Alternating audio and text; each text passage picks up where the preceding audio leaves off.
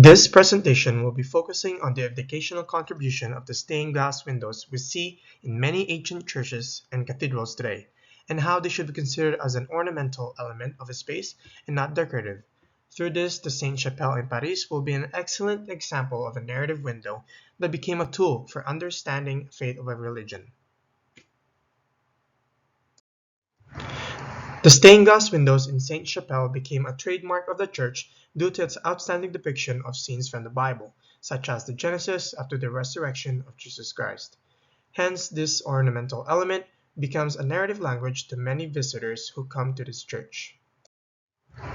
Dating back during the Middle Ages, many illiterate individuals relied on their local parishioners to visually learn the history and story of Christianity through these stained glass windows. Scientifically, the sensory cortex of the human body can process visual images more than words, making learning about Christianity through biblical scenes incorporated in windows effective and successful. Between the 12th and 13th century, Gothic architects were given a challenge to transform churches and cathedrals in the city of France. The emergence of this Gothic architecture became an evolution of dramatic and advanced design styles, where a development called the Rayonnant style was utilized. This style was mostly composed with walls intentionally reduced to the thinnest possible piers, so that the spaces between could be filled with stained glass window. The purpose of this implementation is to assemble an interior space that appears to be made of brilliant light and vibrant color, hence an era in which the stained glass windows are becoming more prominent in traditional Gothic churches. It was believed that Rayonnant architecture focused less on the structural and engineering aspects and more concerned with the decorative possibilities of two-dimensional surfaces. Therefore, repetition of certain motifs at different levels and scales were challenged.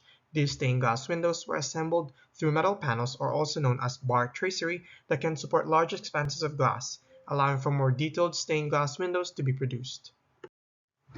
With this advancement, the city of France, especially Paris, became the epitome for the elaboration of Rayonnant Gothic style, reaching its apogee at Sainte-Chapelle. Hence, churches with stained glass windows are becoming more popular, specifically during medieval period.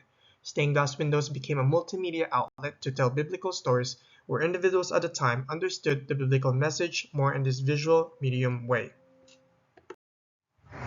The stained glass windows have been admired for centuries by many people across the globe.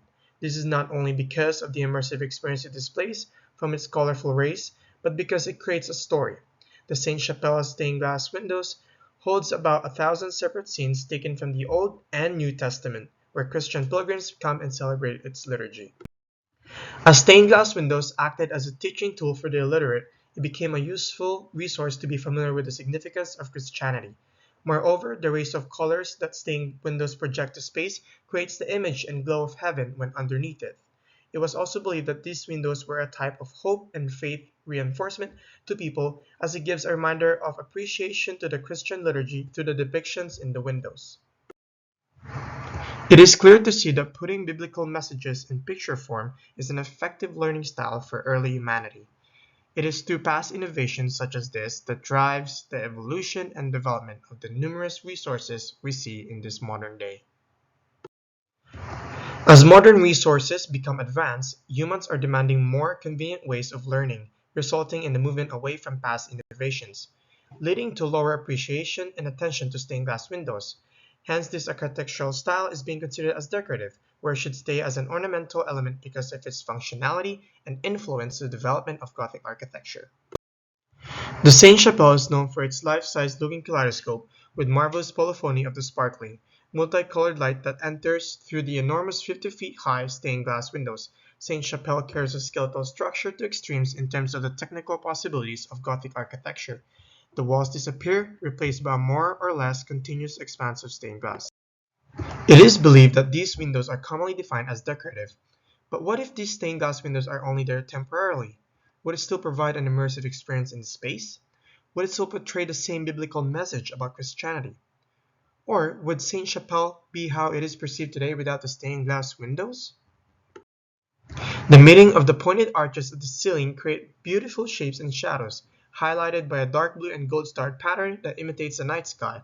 Within these 15 stained glass windows, there are 1,113 separate scenes taken from the Old and New Testament.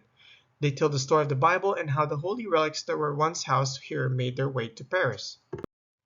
It's a common practice in Catholicism to house holy objects inside ornate containers called reliquary.